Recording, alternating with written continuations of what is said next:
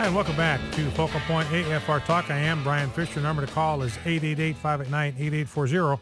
I have with us a commander in the military who deals with issues of sexual assault in the military. Peter, thanks for staying over with us. And the question I have, and maybe you can give us some clarification on this, how long have you been dealing with this area, this issue in the military? I'd say it really expanded. We've had programs since I first came in, since I was a cadet at West Point, and then when I was a second lieutenant, now that I'm a captain and a battery commander. We've had programs since I first came in, but I first started being one of the people that has responsibility to I guess process, for lack of a better term, some of these the accusations a little over 2 years ago.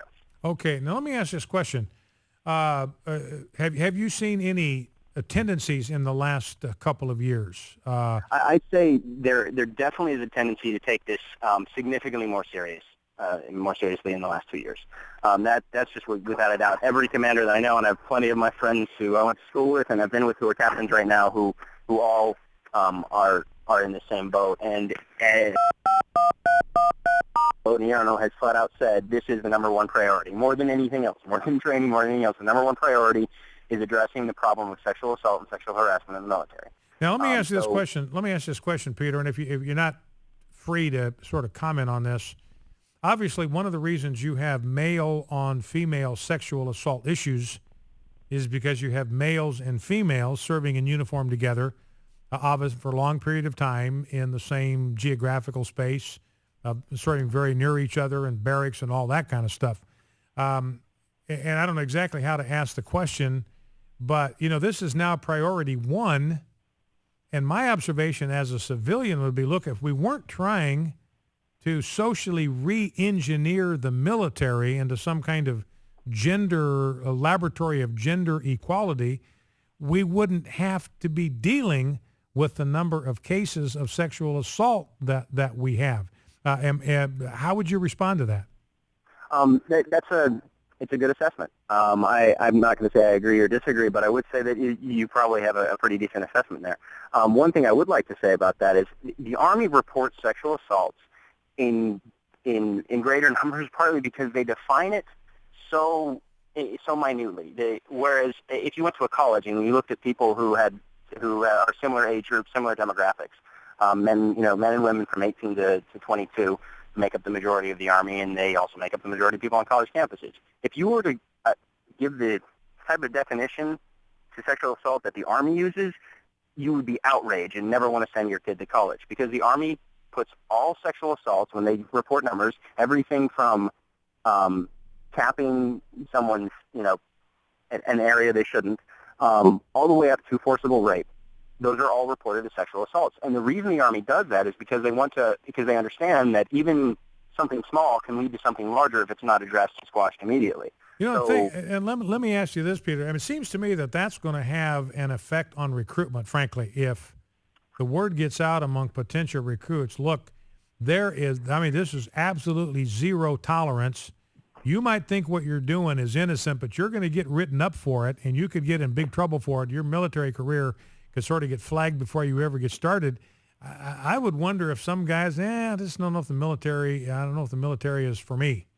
Well, I've got to say, Brian, it's actually pretty fair when it comes to the assessment. I have kicked out soldiers, both men and women, for sexual assault. This is not a thing that's unique to men. It is not at all. And men and women who were touching when they shouldn't be touching.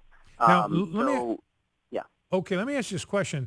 I'm looking at this information. This is the Pentagon survey says, look, last year, not all these were prosecuted, but there were more men than women that reported, quote, unwanted sexual contact. So the percentages obviously are going to be higher because there are fewer women than men, but the bulk numbers, more men are victims of sexual assault than women. How come we never read about these male-on-male sexual assaults? I never read about them. I never hear about them. We know they're going on. The Pentagon tells us more men than women are victims of sexual assault. How come we never hear about those cases? Well, I guess I'm in a different situation than you are. I do hear about them, and so I imagine, um, I would say a few years ago, the reason is, and you can look at this from a psychological aspect, but I'd say that one of the reasons is men, and one of the studies that they do, men are far less likely to report a sexual assault. They will, in the anonymous studies, they'll say that they have been, but they won't report it.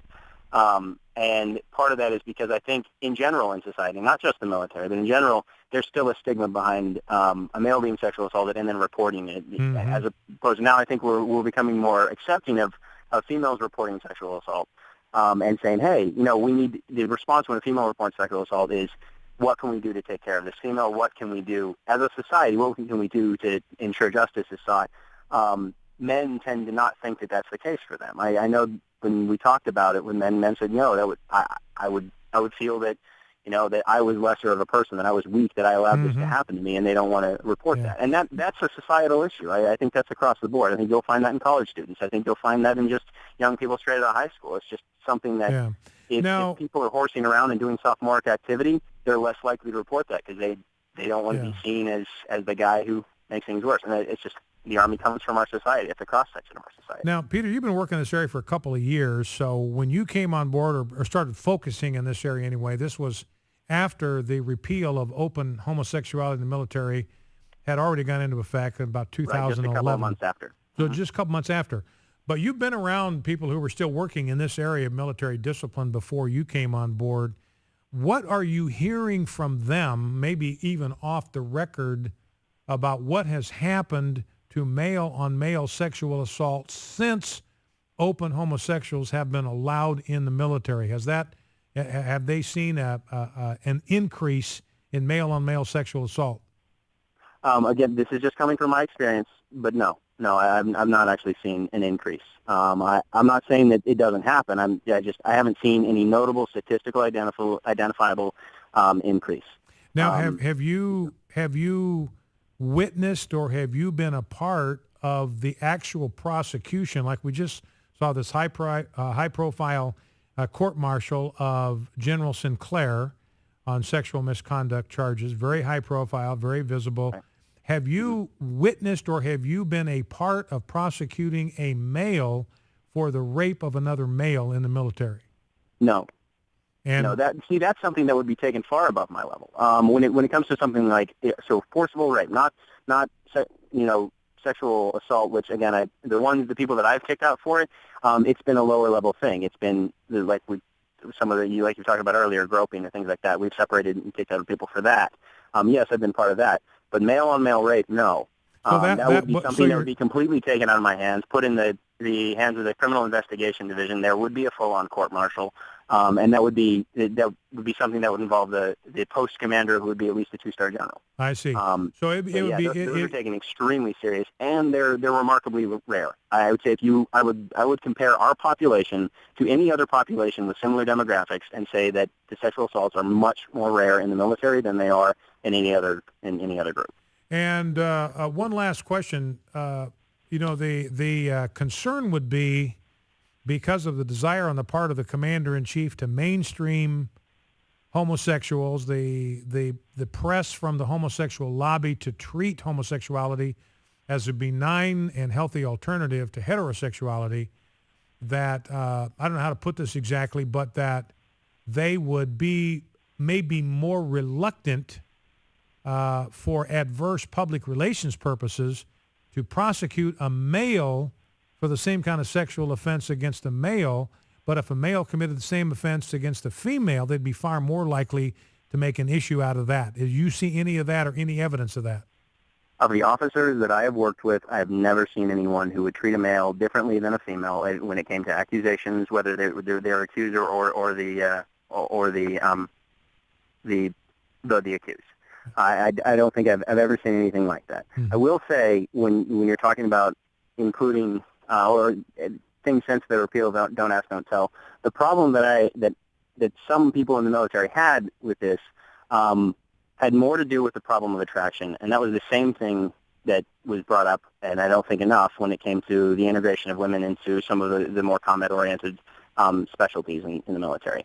And it wasn't that someone couldn't accomplish. It wasn't that a homosexual soldier couldn't serve honorably or that a female soldier couldn't meet the physical requirements. The serious problem was the problem of attraction. Anytime you introduce the possibility of relationships, of romantic relationships between two people, whether that's a male and a female or a male and a male or a female and a female, you get people to start acting outside of outside of a logical manner. You get people to start thinking illogically. Well, and see, and I guess because you're confused with your romantic, and that's just a normal thing. People do dumb things in the name of romance. Yeah. Well, and so I guess decisions that we shouldn't. Yeah, and I guess, Peter, that sort of gets to something we touched on earlier. If the problem there is sexual attraction, if that's where you start to have the problem, that's where it all begins, then it seems to me the military has guaranteed themselves just unending headaches by putting women in military units in uniform, day in, day out, working in these close quarters with males. They're sort of guaranteeing that there are going to be instances of sexual attraction that didn't exist before, and therefore the tension that results. The same thing by putting homosexuals, who by definition are attracted to males, by allowing them to come in the military. It seems to me that you're the military. It just seems foolish to me, because the military is absolutely guaranteeing that they're going to have to deal, time without end with cases of sexual attraction and sexual tension. Am I overstating the case? I think you're hitting on it. And ultimately, this is the thing that we talked ad nauseum about this with people of various levels. And one of the things we talked about is that ultimately, if we're in a time where we're cutting the military and we're cutting back on the overall funding, everything has to be a question of dollars and cents. It has to be a question of money. And the question is a soldier, with all of the things you're going to have to pay for, are we getting our dollar's worth out of that soldier? Now, every single one of these soldiers, I'm sorry, you're going to a break? Yeah, I got about 20 seconds. Okay, I just had to say, if a soldier is more prone to causing the Army to spend money, whether that's in discipline or medical issues or anything like that, you have to question, is this worth the investment? It's all a question of dollars, cents, and time. And I think you bring up some good points when it comes to that. All right, Peter, listen, I really appreciate you calling in, and thank you for extending your conversations. Very, very informative. That's Peter, Fort Sill, Oklahoma. Back after these messages. Stay with us.